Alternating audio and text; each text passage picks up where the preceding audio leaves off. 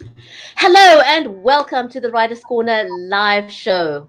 On the show, we connect authors to each other and we help readers find new authors to love. We'll be back in a moment, so stay with us. Don't go anywhere.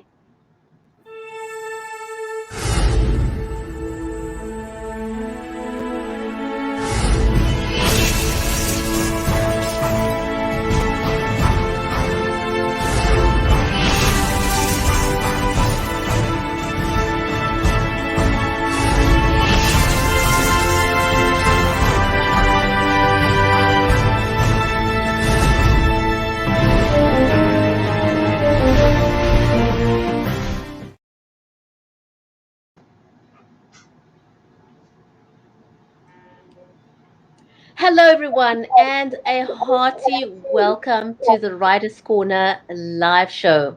Here at the Writers Corner live show, we connect authors to each other and we help readers find new authors to love. Now, you probably already have your favorite type of book, whether it's fiction or nonfiction, but you never know. We may just introduce you to a new genre or author to love and discover books that you didn't even know existed. On the Writers Corner live show, you will meet seasoned as well as new and aspiring authors. And some of our seasoned authors will share their tips and tricks of how to get published right the first time.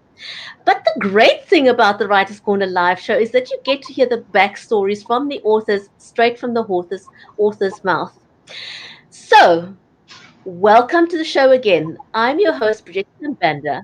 I am a global goodwill ambassador and a live streaming advocate, and I love brands to help brands, entrepreneurs, and authors tell their stories and have a great time on the show. And my amazing co host is Mary Elizabeth Jackson. She's an award winning author of the Poolicious children's book series. She's also wife and mom of three inspirations. She's also a special needs and disabilities advocate from the USA. And if you didn't already know, I am in Cape Town, South Africa. Mary, a hearty welcome to the show. How are you today? I'm good. How are you? So excited to be here this morning, and I'm so excited about our author. Her book is just so. Her story is wonderful, and she's delightful, and I can't wait for us to have her on and get to talk to her, hear her journey, what inspired her, and what her future goals are as well, what her plans are. So it's always fun to hear people's story, and it's just, I mean, we're so lucky to get to meet the people that we get to meet. It's really a blessed joy, isn't it? I know the past year has been an absolutely amazing journey. I have loved every minute of it, and I continue to love every minute of it. And I want to say hello to Corinda, who's already joined us. He said that there's a bit of an echo, so let me know if there is still an echo, um, and we can try and fix that. That'll be great. So, Daniela is a recipient of the Artist Fellowship in Writing from the Massachusetts Cultural Council, and she also had a scholarship for the Tin House Summer Workshop. Her short stories, poems, and essays have been published in the New York Times, the Washington Post, Marie Claire, amongst others. She was born and raised in Bulgaria, and she lives in New York City in the USA. Her novel, which we're going to talk about a little bit today when she comes on, is called Her Daughter's Mother and is her first novel. This gripping novel is both a twist filled domestic suspense and an exploration into the emotional and ethical complexities of advanced fertility treatments and motherhood. When a newly pregnant woman crosses the line and befriends her anonymous egg donor, she's surprised by the unlikely friendship they form and is blindsided when a new friend disappears. As one of the last people to have seen her, she becomes a key suspect in a possible crime. But the truth is even more complicated than she could have imagined. I mean, does this sound like a story or sound like a story? Yeah, I It know. is It's very exciting. gripping stuff. Yeah, and my mom is visiting right now. My mom's like, "Ooh, can I read this?" And I'm like, "Absolutely." So my mom's reading it right now. She says it's great. Wonderful, wonderful. I can't wait to hear her backstory. I mean, she was described, I mean, she's got some illustrious reviews of her book, which speaks Mhm. for itself. Um, she was named the most anticipated book of the summer by Crime Reads. Wow. The O magazine named her the best beach read in the year. New York Post described it as the best beach read of 2019. I mean, she's got some raving, raving, raving reviews, and I think we should bring her on. What do you think? Yes, I do too. We're very blessed to have her today and very excited to hear her story and let her share her book and her life with the world. Let's do that. Shall we invite her on? Absolutely.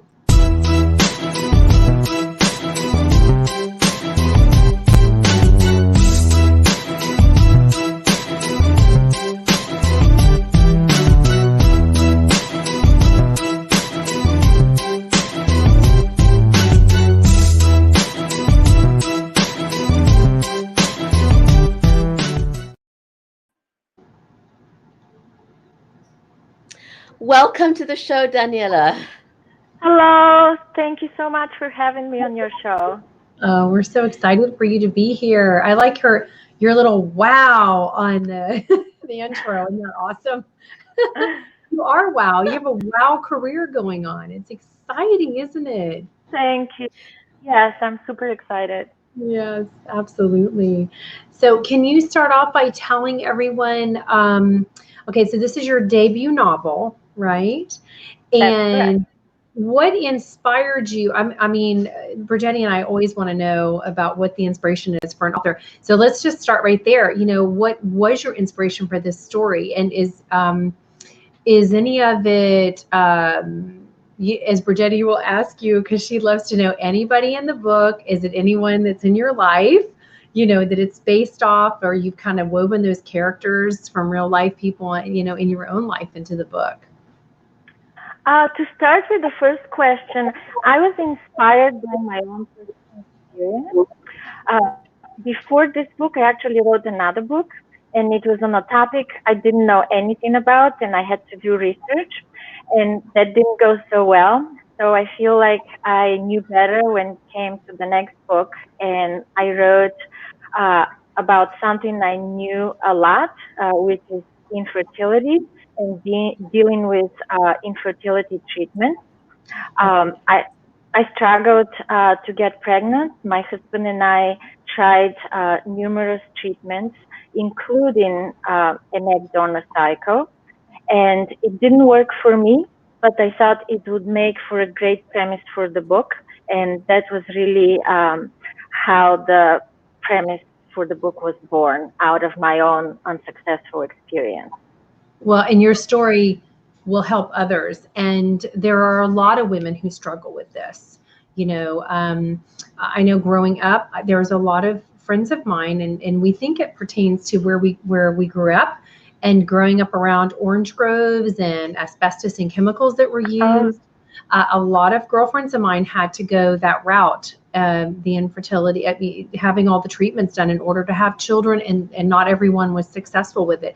And I myself was told I was never going to have children. So I have a lot of compassion for that. And, it'll be a good story for people to read, won't it?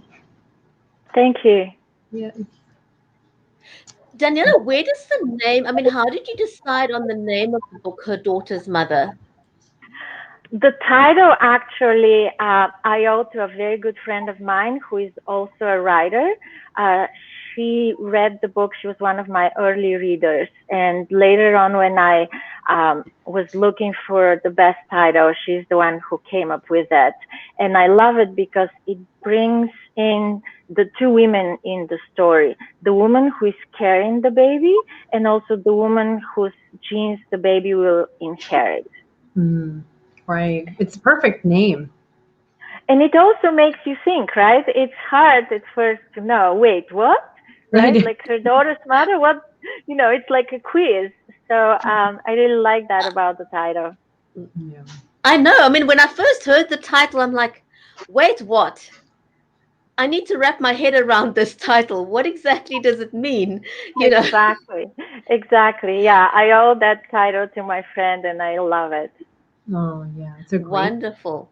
Yes, So wonderful. I love all the complexities that the book brings out, and it's brutal honesty about the process. And I think this book is very enlightening for couples um, who are having fertility issues. The honesty in the book. For example, there was the section that talks about how you looking at donors, and it's like going through the shopping catalog, as if it's something that you shop online for. Um, you know, that was quite enlightening. And then you're looking through the qualities of a potential donor. You talk about going through looking at all these donors with your husband, and you're thinking, heck, I'm competing with a younger woman here, for an egg. And where does that leave me? And all the complexities that arises. How did you deal with those emotions, and how were you able to honestly put them in the book? Mhm. Yes. So as I said, I was drawing on my personal experience. I experienced all of that firsthand. And even though my protagonist is very different from me, I drew on those experiences, and I'm glad it comes through the honesty and the brutality that you're faced with while going through that experience. It's really emotionally very difficult experience for both partners in the couple. And so I was hoping to show a little bit of that. And that's why I used three different points of view, because I wanted all three people in the story.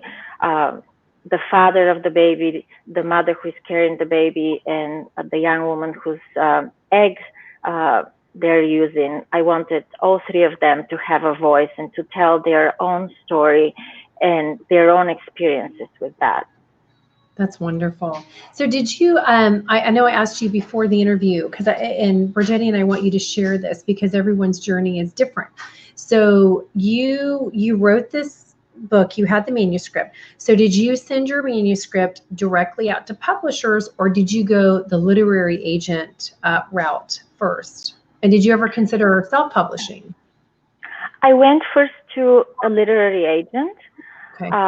I worked with my agent on about three drafts before we agreed that the manuscript is complete and ready to start showing to publishers, at which point she started submitting it to publishers. And to answer your second question, no, I never considered going the self-publishing route. I don't think I will be able to do that. Mhm.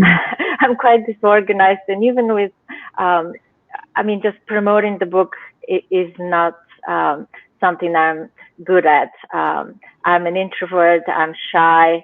I don't think I will be good at self-publishing and self-promoting. So will you be okay with like live events then and book events and signings and if people call and will you feel comfortable enough to go and talk in person? Oh, absolutely. And I just had my book launch last week on Wednesday, which was fantastic. Oh, wonderful. I have another event coming up this Thursday, then going to Connecticut for another event on Sunday, then DC, LA. Yeah, I have a lot of events. Okay, so you've got a tour going then. Very good. Yes, yes. That's wonderful. How exciting all that is. Very exciting. Thank, Congratulations. Can people thank go you. to your website and see where you're going to be in case they're there or you have a fan who lives in one of those areas, they can come to wherever your book event is? Absolutely. I have all of my events on my website, danielapetrova.com, and they can find all of that information there. Wonderful. So, Daniela, I want to ask you, everybody has a story in them. Mhm. And some stories are more personal than others. And when you write a book, you're literally bearing your soul. And the nature of your book is really soul exposing because it's such a deeply personal topic. What was it that made you want to write about it, and who was your support system in writing the book? It was very cathartic to me to write this book because, as I mentioned, I wasn't successful and I wasn't able to um, have a baby after years of struggling with infertility. And so eventually I realized that it's not going to happen for me, and I made peace with that. I have been writing since I was a little kid in Bulgaria and writing short stories, poems. As I mentioned, I wrote this other book before this one, and that wasn't good enough. I'm actually embarrassed by it now.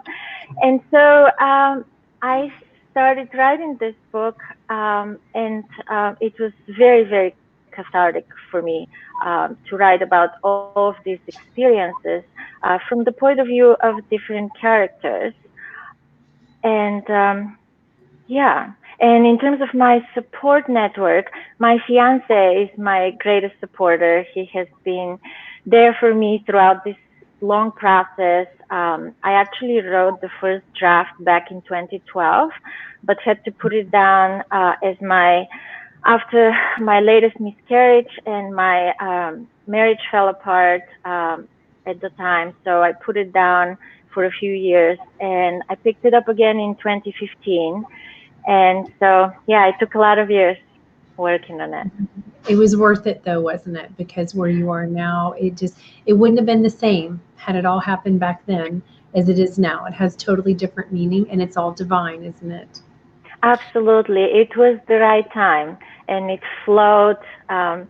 Whereas before, with that first draft, I was really struggling and I couldn't figure out how to proceed. So it was Mhm. the right thing to do. Yes. Um, It's amazing that, I asked that same question to Rachel Klein last week, and I asked her, do you have any regrets about not writing your book sooner or not starting earlier? And she said no. For her, it was the right time.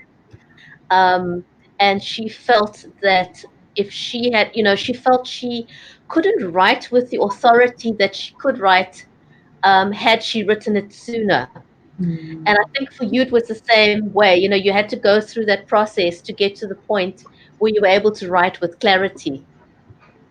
That's a good point, Brigetti. Very good point. The authority is different when you have to stop and go through something.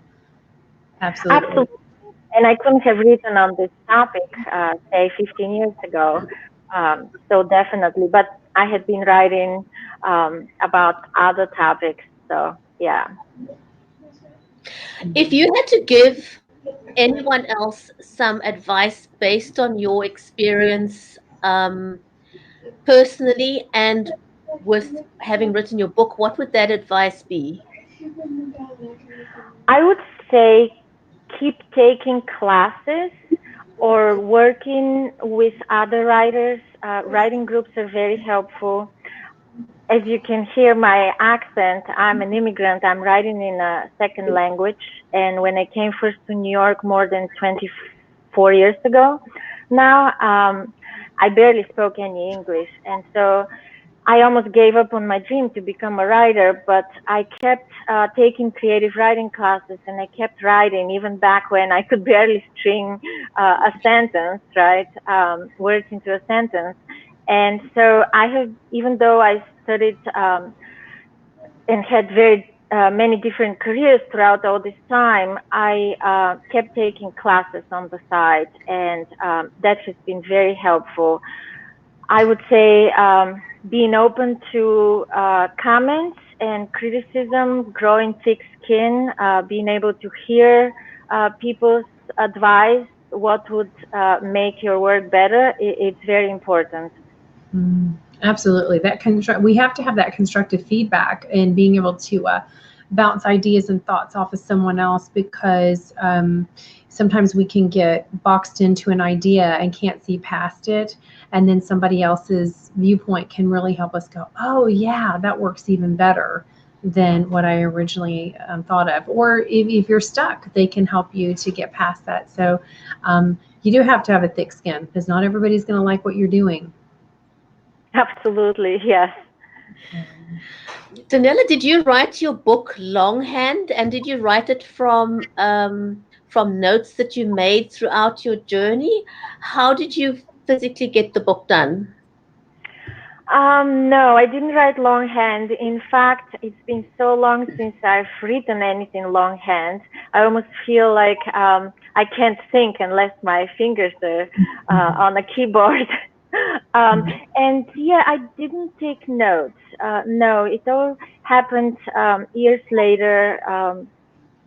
I definitely planned ahead and I tried to do an outline, which in the end it didn't really work and the story changed so many times. But I would write little sketches on characters, things like that. But mostly I wrote it on the computer typing. that's What has awesome. been your highlight of becoming a published author so far? I would say walking into a bookstore and seeing your book right there on the table has been tremendous. I mean, that really drove it home. It's been such a surreal experience, and it's been so busy. And yeah, I, I really loved seeing the actual book in the bookstore. That's exciting. Very exciting.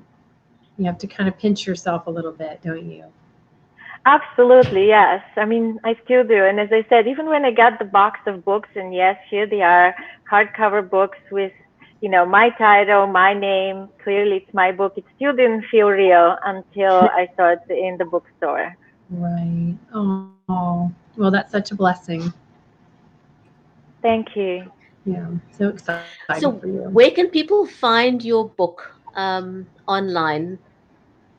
So it's online on Amazon, Barnes and Noble, all of the indie providers. So also going to my website, and from my website I have links to all the different online providers, but also in all the bookstores, indie or major bookstores. Do you plan to translate your book into your mother tongue, or are you just happy with the English version? So yes, the book is coming out in Bulgaria in October, Oh, and they sort of asked me if I would translate it, but there is no way. As I said, I've been away for 24 years, and languages change. There are a lot of new jargon and phrases young people use that I wouldn't be familiar with. And that would be very important for the voices of one of my characters. So yeah, there's no way I can do it. And it's a totally different skill. I really admire translators. I feel like I cannot do that. yes, they are very special, aren't they? Yes, yes, because you can't translate literally, so you have to find the equivalent phrase. Um, so yeah, I think it's very difficult.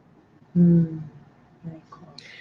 Wow, that I think that is amazing to be able to have the book in your mother tongue in your home country, because I'm sure you've got a huge fan base back in Bulgaria, and I think it'll be amazing for them to be able to have the book in the local language. So congratulations with that. How can people connect with you on social media?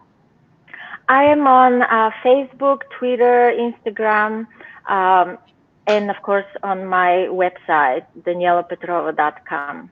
Okay, And wonderful. I would love to hear from readers. I love engaging, hearing their thoughts about the book. So please definitely get in touch. It Absolutely. would be wonderful. So please, if you've got any questions for Daniela, reach out to her on social media. She'd be happy to connect with you there. Daniela, it was wonderful getting to know you a little bit better. Huge congratulations with your book. It's an awesome book, and I know that many people are going to be reaching out. You've had rave reviews um, for your book, which is amazing for a first book, Mhm. to have so many great reviews. So, congratulations. Well done. I think it was worth the wait, wasn't it? Thank you so much, and thank you for having me. Well, we'll have to have you back on, in the future. You'll have to keep us, apprised of what's going on, and we'll have to follow your career as it goes. So we're very excited to have you. Absolutely. Thank you so Absolutely. much. I would love to be back. Oh, wonderful. I mean, it was a delight to get to meet you this morning. Thank you for coming on. Daniela, don't go anywhere. Stay in the green room. We'll be back in a bit. Great. Thank you. I want to say a huge big thank you to everyone who's joined us live and anyone watching or listening to the podcast on the replay. Thank you for joining us and have an awesome week further. And we'll see you again next week. So, from me, Bridgetta in Cape Town, it's goodbye for now. Yes, and me, Mary Elizabeth in Tennessee in the United States. It's goodbye. Have a blessed day. Thank you.